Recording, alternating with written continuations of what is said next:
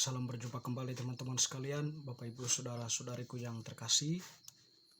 Pada kesempatan ini saya mengajak kita kembali lagi mempersiapkan sedikit waktu kita mendengarkan sabda Tuhan yang kita ambil dari Penginjil Matius bab 1 ayat 16 dilanjutkan dengan ayat 18 dan ayat 21 sampai 24. Yakub memperanakan Yusuf suami Maria yang melahirkan Yesus yang disebut Kristus. Kelahiran Yesus Kristus adalah seperti berikut. Pada waktu Maria ibunya bertunangan dengan Yusuf, ternyata ia mengandung dari Roh Kudus sebelum mereka hidup sebagai suami istri. Ia akan melahirkan anak laki-laki dan engkau akan menamakan dia Yesus, karena dialah yang akan menyelamatkan umatnya dari dosa mereka. Hal itu terjadi supaya genaplah yang difirmankan Tuhan oleh Nabi. Sesungguhnya anak darah itu akan mengandung dan melahirkan seorang anak laki-laki, dan mereka akan menamakan dia Immanuel, yang berarti Allah menyertai kita. Sesudah bangun dari tidurnya, Yusuf berbuat seperti yang diperintahkan malaikat Tuhan itu kepadanya. Ia mengambil Maria sebagai istrinya. Demikianlah sabda Tuhan, terpujilah Kristus. Teman-teman sekalian, saudara-saudari yang terkasih, dalam kalender liturgi Gereja Katolik pada bacaan kitab suci yang kita dengarkan ini, bacaan Injil khususnya, merayakan hari raya Santo Yusuf, suami Santa Perawan Maria. Jadi kita tahu bahwa Yusuf itu keturunan Daud ya. Jadi dikatakan tadi Yakub memperanakan Yusuf suami Maria yang melahirkan Yesus yang disebut Kristus. Dalam silsilah Yesus Kristus itu ya, kita mendengar bahwa Yusuf ini merupakan bagian atau dari keturunan Daud ya.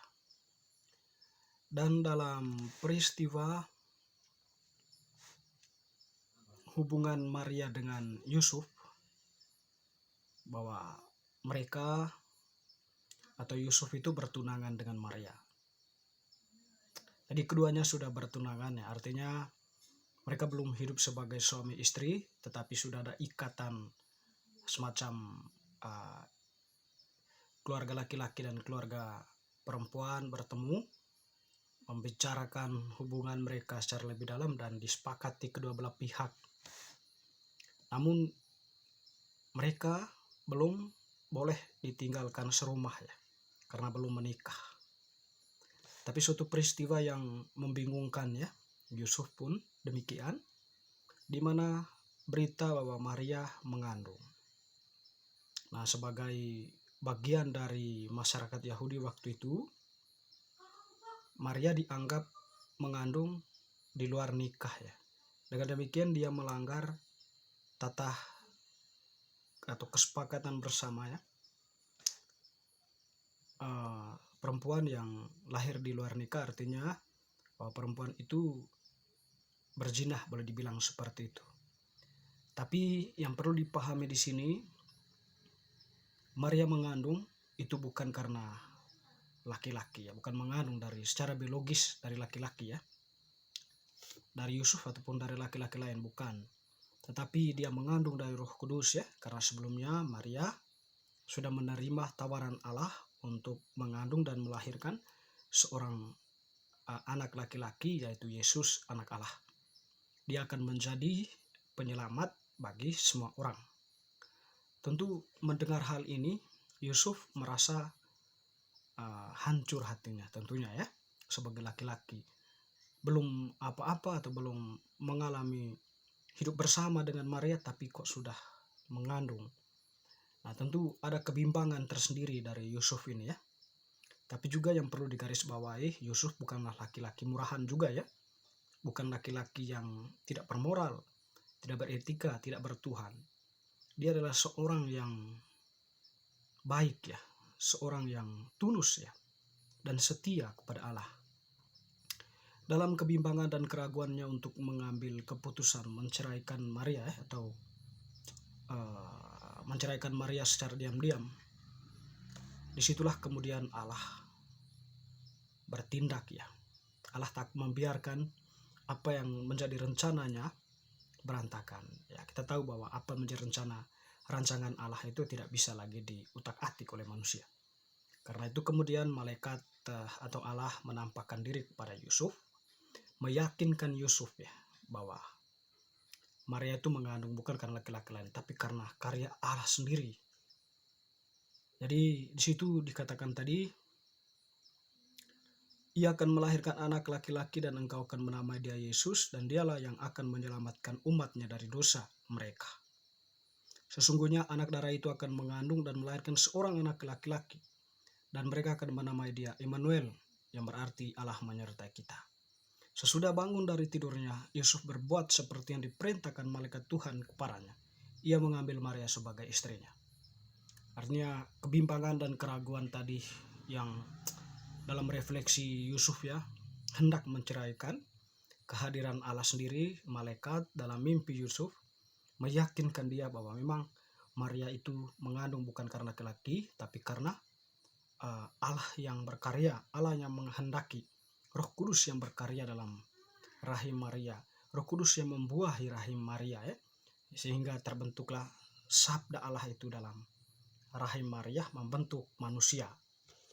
Dan di situ pun keyakinan itu atau semacam setelah diyakinkan sedemikian rupa, Yusuf pun dengan sepenuh hati mengambil Maria dalam sebuah keyakinan juga bahwa Allah memang berkarya untuk dirinya, untuk Maria, untuk masyarakat Yahudi Israel ya, dan juga untuk seluruh dunia.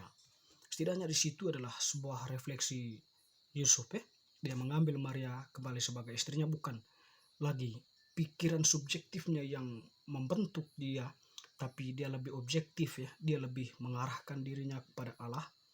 Apa yang terjadi dengan Maria itu bukan lagi karena kehendak manusia, bukan lagi produksi pikiran manusia, tetapi itu adalah benar-benar produksi karya Allah sendiri atas manusia yang mau menyelamatkan dunia ini, menyelamatkan manusia dari perbudakan dosa. Nah, di situ setidaknya yang menguatkan Yusuf untuk mengambil Maria kembali sebagai istrinya. Dan tentu di sini pasangan ini pasangan keluarga kudus ya, Nazaret, di mana mereka hidup di hadapan Allah dalam iman yang teguh, kesetiaan yang tulus dan sebagainya. Sehingga pada akhirnya Maria, Yusuf ya, menyaksikan kelahiran putra mereka, kelahiran anak Allah di hadapan mereka, di tengah dunia ini. Mereka berdua itulah yang menjadi saksi pertama kehadiran Allah di tengah dunia ini secara nyata dalam rupa bayi yang mereka lihat di hadapan mereka. Dan tentu di sini ya bagaimana peristiwa Natal itu terjadi di Bethlehem, di kandang itu ya, bahwa Yusuf itu bagaimana ya perasaannya waktu itu, bagaimana situasi waktu itu ya. Sungguh-sungguh mungkin meskipun dilihat secara sederhana, tapi setidaknya Yusuf itu mengalami suatu yang luar biasa ya, mengalami suatu peristiwa yang luar biasa dalam hidupnya, dan juga tentunya Maria. Dan dia pun bertanggung jawab penuh memelihara Yesus ya, yang sedang bertumbuh sedemikian rupa. Dan teman-teman saudara-saudariku yang terkasih, tidak terlepas dari iman Yusuf, kesetiaan Yusuf kepada Allah. Hal itulah yang setidaknya menjadi kekuatan Yusuf ya, untuk mengambil Maria sebagai istrinya, menyelamatkan Maria dari kukungan budaya dan juga aib-aib gosip-gosip orang ya, menyelamatkan Maria dan anak itu karena memang dia percaya bahwa ini adalah rencana Allah, bukan rencana manusia. Bapak Ibu saudara-saudari, kita sebagai umat beriman belajar pada Santo Yusuf ini ya, suami Maria, kesetiaan dalam iman, percaya akan apa yang dikatakan oleh Allah, sabda Allah yang selalu berbicara kepada kita, dalam bacaan-bacaan kitab suci, renungan-renungan gereja ya. Ya, itu semua adalah bagian dari seruan Allah, suara Allah yang setidaknya itu kalau kita belajar pada Yusuf semakin membantu kita untuk meneguhkan iman kita setia selalu kepada Allah yang mempunyai rencana atas diri kita masing-masing. Semoga bacaan hari ini semakin meneguhkan iman kita. Amin.